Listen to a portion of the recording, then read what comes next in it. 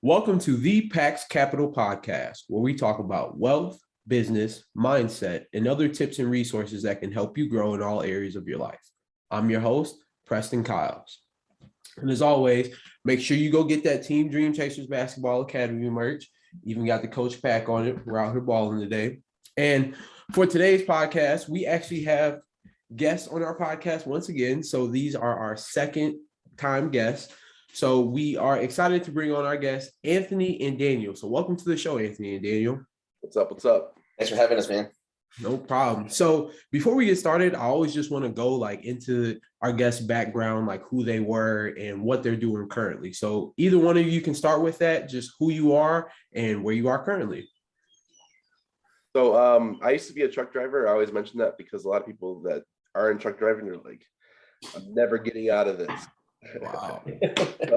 I actually truck drove for 4 years. I started my own company. That was my first company I started, was a trucking company with semi trucks. I got up to 5 trucks and pivoted into the real estate side of business. And now I do a software company and a data company. Man, that's awesome. So before we get into you, Anthony, one quick question for you, Daniel. What made you leave the trucking industry? I hated it. It was a pain in the ass. And I like my commute to work nowadays because it's from the bed to the office and that's it. We can respect that. That's awesome, man. That's awesome, man. So Anthony, how about you? Man, I have a construction background. So when I was a young kid, I thought I was going to be a famous boxer. And my dad's like, get in the truck. So I went to work to go paint. So I hated it. All my friends were out playing during the summer and all that stuff. And I was at work. But, the whole thing was I pulled up like at 17, 18 years old. I bought my first brand new truck in my own name, without my dad's co-signing or nothing like that. All my friends were still driving, beat up cars and all that. So a long history of a background of marketing because with my dad's company, it was either feast or famine. There was sometimes we had a lot of work and a lot of money and sometimes there was none at all. And then in 2018, in December, I was researching how to buy land because I was looking to build a house for my family. And I started watching a bunch of videos on YouTube called how do you buy land for cheap, and different things like that. And I came up with these guys that were doing wholesaling real estate. And they kept saying marketing. I didn't know how they were using marketing to buy real estate.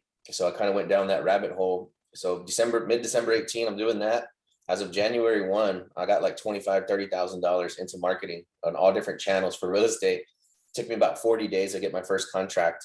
And the rest is history, man. Ever since then, we've been flipping land.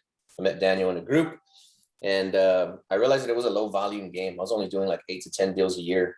So we decided that we wanted to expand nationally, and the best way to do that would be to have boots on the ground in every major city. So we created a CRM, wrapped the mastermind around it, and now we're JVing with people all over the country doing land deals, and now we're starting to get into other avenues of real estate as well. Wow, man, that's awesome. It's so crazy to think about how when you just put two minds together, what can come up. Man, that's fire. I'm low-key speechless. But if I'm correct, I heard you say you put about $25,000 into marketing. Is that what I heard you say? Yeah, I poured like 500,000 records. I dropped the RVM on all of those. Had a caller calling those. I set up Google ads, Facebook ads. I ordered 1,000 bandit signs or more. Wow. Like 1,200 bandit signs. Yeah, I mean, we just went all out because I've been doing marketing long enough to know that you don't know what works in a particular niche until you do everything. So instead of me like split testing each different facet of the different avenues of marketing, I said, I'm just going to go ahead and just do everything all at once because I knew that was going to lead to a deal based on everything I had seen on YouTube. So I wanted to get us to a deal as quickly as possible and not waste any time to find out what works. Wow, that's insane, man. Most people, when they think of marketing for a business, they don't think of putting that initial 25,000 into it. Most people run the opposite way. They're like, I don't even have that kind of money. But the fact that you were able to even have that thought process and understand that like you don't know what works until you actually go out there and do it. So I respect that, man. That's huge. Thank you, man. Yeah, a lot of people ask me, they're like, how did you get traction so quickly? And it's just because, not because I was good at real estate. It's just because I've just been doing marketing for so long. So I know how the game works. You just run a bunch of traffic and then you'll trip over a deal. And I say that now to this day, people ask me like, well, what would you recommend to a new person getting started? And I say, do all the marketing that you can. And it doesn't necessarily have to mean money. Like I said, you can do bandit signs on the back of a cardboard box. You can go knock doors. You can send flyers. You can stick a flyer in somebody's door. You can skip trays for free. So one of our users, I took her driving for dollars twice. A 24-year-old kid, works in a call center. After I took her driving for dollars to show her what kind of properties to look for, she got on her phone on an app called Landglide, found a 108-acre property, and we got it under contract for 1.1 million. So she's going to make 100,000 on her very first deal. She works in a call center doing collections. So you don't have to have a lot of money to get started, man. You just need a plan. Wow. And of course, a team to help you, facilitate those types of transactions. Wow, man. 100K off $1 million deal. That is insane. Most people don't even get that. Wow. And she works at a call center. Yeah, she's doing collections right now. So needless to say, after she gets paid out, she's going to quit her job. Oh yeah, 100%. I would too.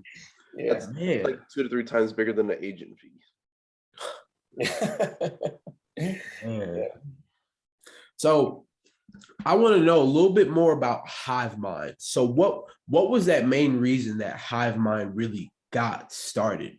I know you said Daniel was part of it because you didn't like the trucking industry anymore, so you wanted to start your own business. What were some more details that went into it? Because Hivemind, from what I see of Hivemind, is like you guys just kill it in terms of taking care of businesses for other people. Like the things that I see you guys do for Charles and all of them, I'm like, man, I need to learn more about it. I just haven't had the time to set aside for it yet. So this is my opportunity to learn more about it now.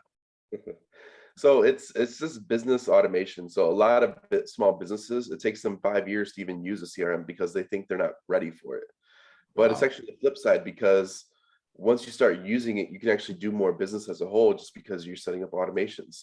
Like I said, Charles to this day still sets up his automations for all of his promos, all of his stuff. And me last night, I automated a promo forever that we're going to sell that recording for $75. So when you see certain opportunities and you know what the program can do, you can initiate and set up different processes just to collect the information, offer services. We got with Stamper. Stamper started a new Facebook group with our program. He's now collecting people that join his group's information and now offering services automatically on autopilot. So no matter what you do or how you do it, you can automate certain processes. And this I got stole this from Charles too, is that you should automate before you delegate, because a lot of people think delegate. But with this, if you automate it first, you don't ever have to worry about it ever again. I tell people all the time, like once you automate it and you get it working once, you never have to mess with it ever again. It's automation.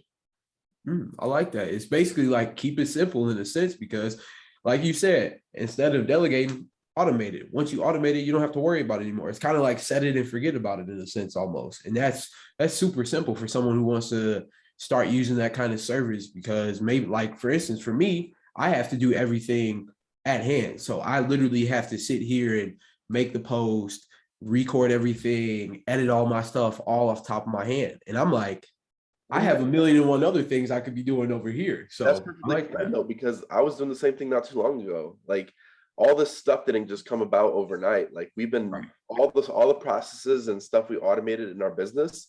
It's just stuff where like, hey, let me automate this. Let me automate this. You see a problem come up. Okay, let me automate that. Like last night I had the automation. I have the recording. We have the content. We have something to sell. Let me automate it and do an upsell at some point just to offer more opportunity and offer more services, because I think Charles hits it on the nose, is that people want to pay you, but you don't have enough services to pay you. So you're always trying to create more product, create more solutions for people to pay you, and people will pay you. So I think we took that from Charles. Like, so we learned a lot from the mastermind.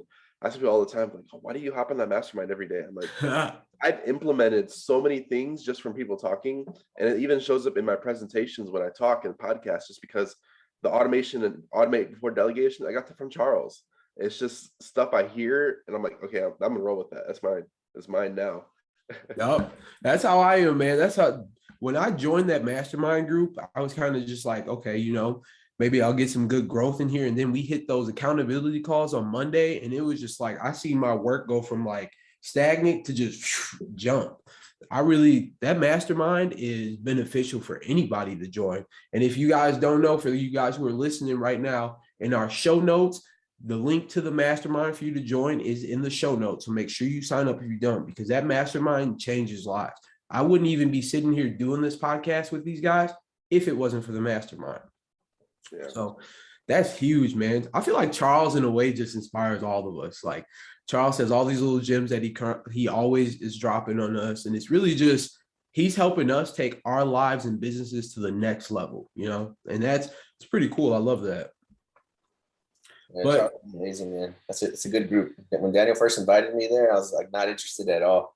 yep. Yeah, I don't have time for no mastermind. I'm just kind of not into that. Like, I'm too busy working, like trying my own stuff to like try to implement other people's ideas. So I'm like, I got this. I'm good, and I don't really consume too many other people's content. And then as soon as I got in there, I was like, oh yeah, this is dope. Yeah, man. It's like we say, you never know what's gonna work until you go out there and try it. So until you join the mastermind, you don't know if it's gonna work for you or not, you know? Yeah, I think that got us really pushing in terms of heavy of like digital products and that kind of stuff, like making sure that the way that we market. Like I've always been a marketer, but I've never been like one to post on social media over and over and over again.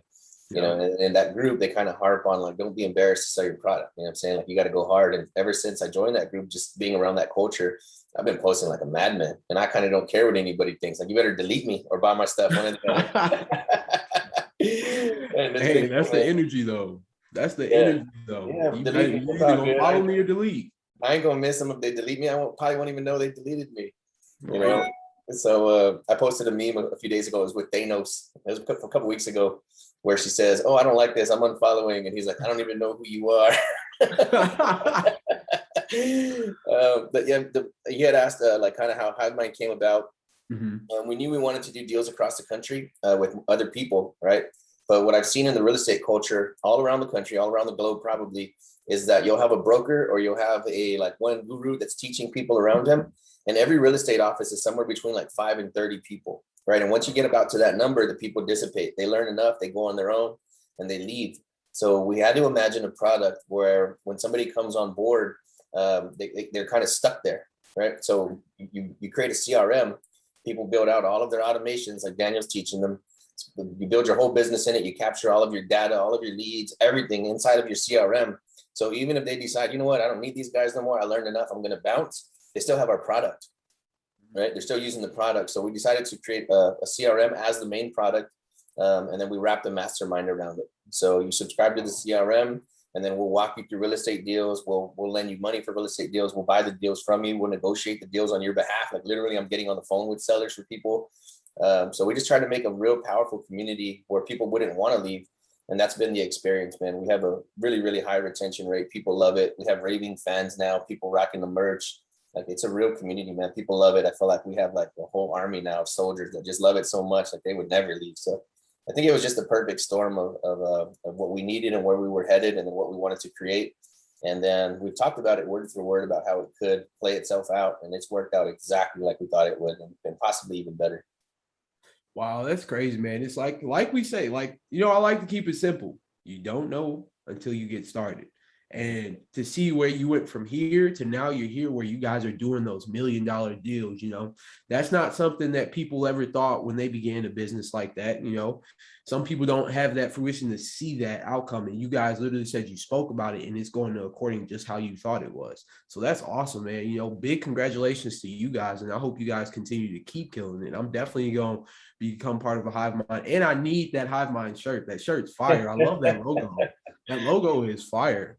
So one of our users just posted this morning. He's at the gym wearing a shirt. He just posted an hour ago. Who was it? Ray. That's what's up, man. I love Ray. He's so cool. So Ray came on board and early on, and he kind of didn't even understand what it was. He wasn't even using the CRM. So he kind of like didn't understand the product. Like he kind of was understanding the mastermind, but it took him a little bit longer than other people to kind of catch on to the whole system. And just about like a month or two ago, he messaged me. He was like, dude, he's like, sorry if I ever doubted you, man. He's like, I know this is going to be huge. I'm glad to be a part of it. He's like, this is freaking amazing. And now he's speaking on stages about Hivemind. So I was like, oh, okay, yeah. So it's kind of cool. Like I said, it's like we really do have our people's best interest in mind. Like if just Daniel and myself were the only ones winning, we would feel like we lost, completely lost. Like we completely like, we didn't go anywhere. Everything failed. But when we see the people around us starting to win and progress, that's what keeps us energized and charged up to keep going. Yeah, man, I like that. That's awesome, man. You guys just radiate great energy. that's another good thing about having a business. It's not only being in business, but once you're in business, you got to radiate that great energy as a company. You guys really hit on that. I really like that, man. Thank you, brother. So I got to ask, what are your end of the year goals for Hivemind as we speak? Because we're approaching, it's what, November 9th. So we've got December's coming real soon. I'm not, you want to go first? Yeah. So our since this is a software subscription model, we're trying to hit 50,000 a month, and probably 350 users is the goal by the end of the year. I think we could hit it. We're probably 260 right now, 260 current users, recurring users, and then 50,000 a month is the goal, because everything's like snowballing. Like our revenue went up 50% just last month. Man, that's no joke. 50% in 1 month. That's nothing to play around with, man. That's a lot of money. Yeah, so we're trying to hit 50,000, and hopefully by the end of first quarter we should hit 100, just at the same rate of scaling. Not that every month's going to be a 50% month of revenue, but at the current rate we're growing at, we should be hitting 100,000 a month next year, first quarter. Man, that's awesome. Goodness gracious, man. That's a lot of money. I love that, man. It's good that you started your business. Now you're having these goals, and now 50% income increase. Now it's just like the next level. Who knows where you can go next from here? You know what I'm saying? It's only a matter of you just going to continue to keep going up and keep scaling your business. So that's awesome, man. So now we're to my favorite part of the podcast. So this is what I call the gym dropper podcast part. So what this here is, it's basically you give our audience kind of like a call to action almost, in a sense, where there was that one moment that you had that changed your life. And that moment that changed your life, you made that one decision to go to the next level. So that decision, I like for people to either give a story about it or give the call to action about it that says, I went through this. This is why I'm here now, you know? Just basically giving that gym to people so they can be like, if I'm in the position where, for instance, if the truck drivers listen to this and they want to start their own business or whatever the case may be, is they've heard that gym dropper from you that can go change their life now. I can do mine pretty quick. No matter what your business is in, you want to build a community. Okay. The ways that I would recommend that is you would have a free group on Facebook, and then you have a paid group on Facebook. Once you become like a member of the community, like a paying subscriber of the community. Another thing that I think is probably more important than anything else that you do in business is to automate your marketing. If you're not getting passive leads on a consistent basis, you're never going to get passive cash on a consistent basis either. That's a bar right there. Impossible. So once you automate your marketing, you have inbound traffic, you have inbound customers, or even inbound community members. A lot of our community members in our free Facebook group, they haven't paid, but we still help them. We're still working with those people. We're still trying to get them involved and make sure that they're successful, because that's our main goal first, is to make sure that the community is successful. Then if they become a paid subscriber member, amazing. So create a community, automate your marketing, because you can share those leads with the community to make sure that the community is becoming successful and progressing. And then if another thing to build your audience is get on Clubhouse. Get on Clubhouse consistently at the same time every single week for the rest of your career. If you don't have an audience, and that's how you can build an organic audience. Call the room whatever you want your show to be about. So if your show is about flipping stocks, then you're calling it the Flipping Stocks Whatever podcast every Saturday at the same exact time every single week forever. So regular meetings and inviting your community to those regular meetings. I think it's pretty much everything. That's how to build an audience, and then also to monetize it. Make sure your community is winning as well. I like that. I like that a lot. Daniel, what's yours? I would say lead with value first. A lot of people, they're always asking for the paycheck. And if you don't lead with value, if you don't lead with a lot of different stuff, you're never going to get the results you want on the back end. Sorry. Yeah, true. That is very true. People are always starting with the paycheck first. You got to add value. You know, I've learned that a lot over my third episode that I did. I actually talk about the value of network. And one of the things I hinted on was, when you are going to network with these other people, you can't just go and take from them first. You need to add value to them, or add value to whatever they're doing first. Because if you're just coming over here trying to take from my stash and you haven't even added any value to me, how am I even going to let you in the door? I'm just going to kick you out and close the door in your face. So you got to add that value for it first. So I think that's huge. I like that. And like it's simple stuff. It's not hard. It's not simple. I mean, it's very, very simple when you think about it, and it's just implementing different things. Yep. So it's easy things you can do just to lead with value first. So our first 150 users, we gave a free shirt. It cost us, we probably spent a lot of money doing that, but the user paid for it when they got their software. So we just like, hey, we're just going to give it to them. The reason why is because we're trying to build community and we wanted everybody to rep the shirts. So we just gave it to them for free.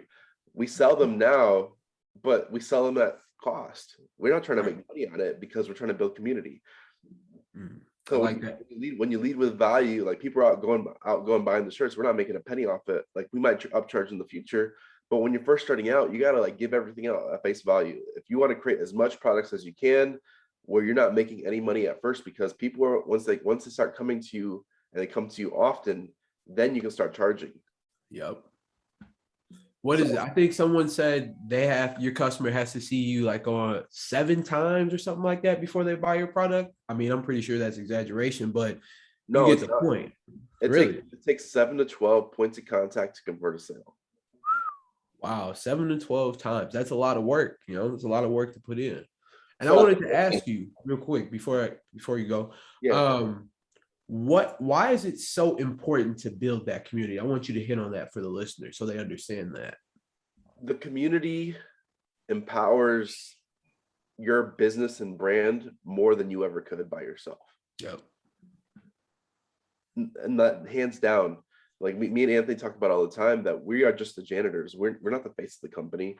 We just try and keep everything moving. Like if somebody comes up and takes the stage, hey, go ahead, take the stage, sell your products, sell your courses, sell your thing, because when it all comes down to it, you might have a service or something that our community needs. Why am I going to position myself to be the gatekeeper to stop you? I want you to win, and I want you to succeed. So I'm not going to stop people from coming up on our platform and trying to sell products or services, because I want them to win. I want everybody to win. A lot of people, man, I've lost my train of thought from earlier. Simple stuff you could do. I don't know if you're on last night's call with Andre. Yeah, I was. He's like, Hivemind sent me a shirt, a hat, and a mug. It cost me $70. $70 might sound a lot, but to us, that's worth a relationship. $70, that's nothing. And he might rep the brand. He might go do a podcast with it next week. Who knows? Now he has something to put somewhere else.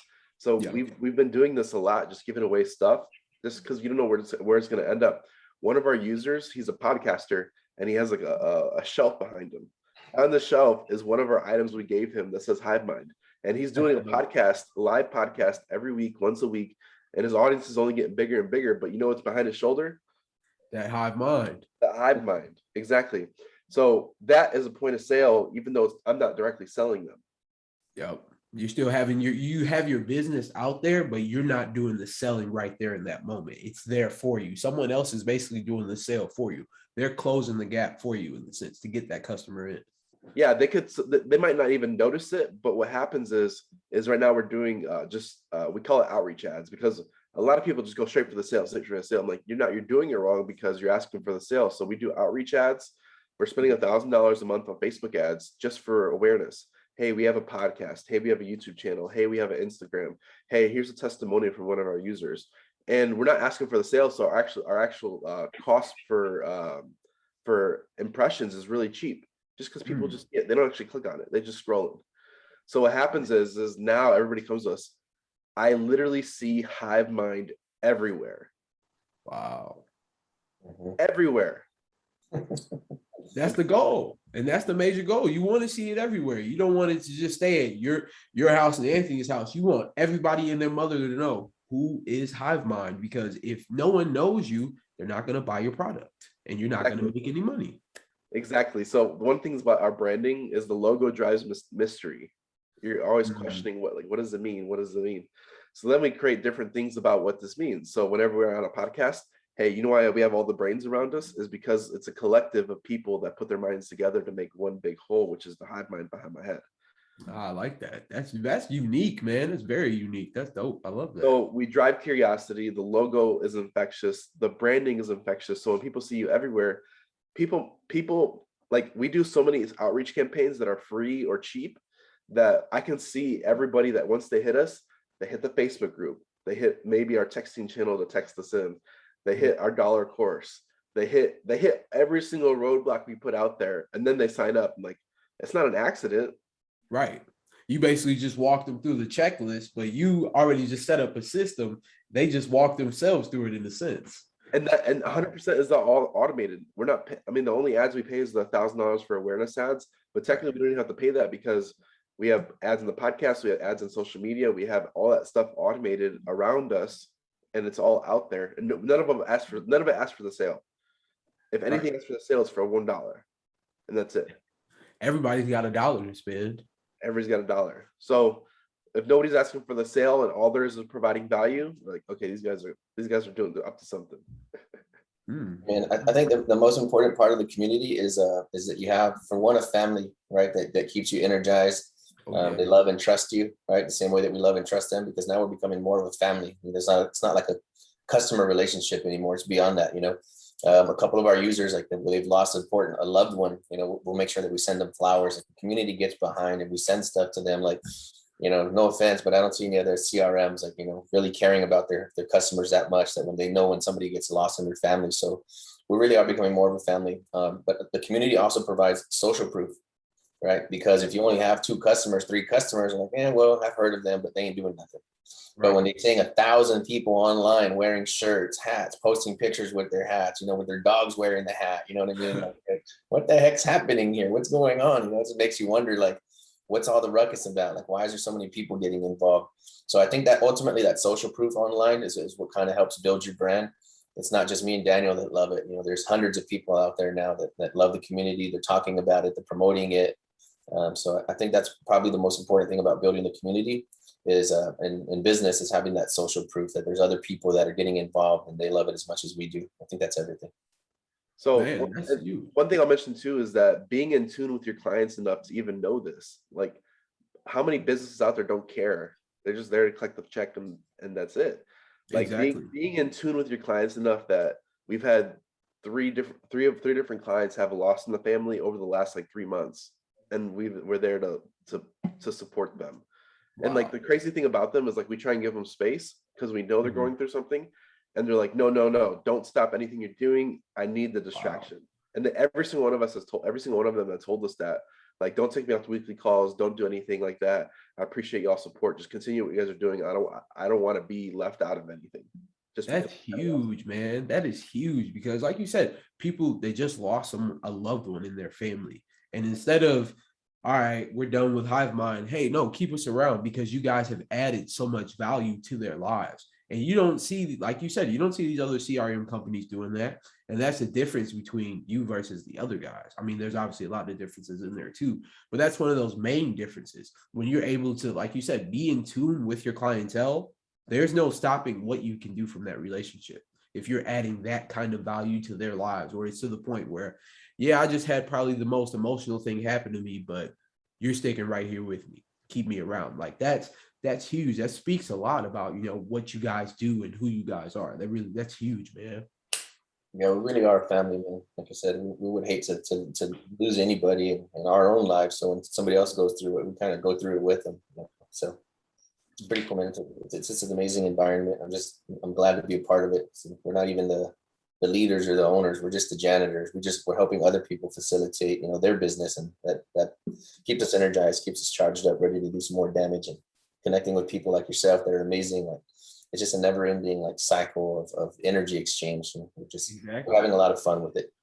I appreciate that. And I also like that bar you dropped, that where you're not the face of the company, you're the janitors. I've never heard someone say that until now, and I've been thinking about that. Like, that makes a lot of sense, though. You know, you're not the face, you just keep things flowing. As long as you keep things flowing, everything's good to go. So I really like that. Thank you, man. Yeah, we don't want to be famous, or we don't want to be recognized. Like, oh, look at these guys, they made this big company. Like, we want our community to win. See that H right there? Everywhere you look at our branding, everywhere we talk about Hivemind online, it's a lowercase h, and that's very intentional. because I think even if you capitalize it, right, like a proper pronoun, then you're taking like some kind of like, you're like having a dominant stance. So every time I use the word Hivemind online, no matter how I'm referring to it, the H is lowercase, because we just want to we're just small, normal, humble, cool community. Yeah, we're not trying to dominate anything or try to be impressive or anything like that. We're just trying to just make sure that our users are winning, and that's it. That's awesome, man. That's awesome. So with that being said, we've reached towards the end of the podcast. So before we go ahead and hop off, I want you guys to both shout out all of your social media so that people can follow you. I'll make sure to post all of your guys' info into the show notes as well, but make sure you guys give them a live shout out so they know where to find you. So we have our Hive with Us podcast on all platforms, free Facebook group, Instagram, Twitter, TikTok. All that's automated. I don't do it anymore. I used to do it, but not anymore. And it's one of the beauties of automation that once you get to a certain point, you don't have to, like, everybody does everything at the beginning, but when you can automate certain processes, you can relieve the pressure in some ways. Got you. All right, perfect. Anthony, you got any of your social media you want to add? I'm Anthony Gaona Investments at YouTube. And then I'm Anthony Gaona Hivemind on Instagram. That's pretty much it. Yeah. And then I always invite everybody to go to Hivemind CRM on Facebook. That's our free group. And we literally help everybody, man. That's what's up, man. That's what's up.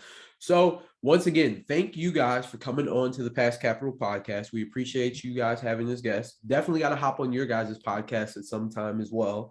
And for everyone listening, if you enjoyed this podcast, leave us a 5-star review and a comment below, whether what you like and what else you want to hear. And other than that, we're ending the podcast. This is your host, Preston, signing off. Peace. Appreciate you, man. Thanks for having us on.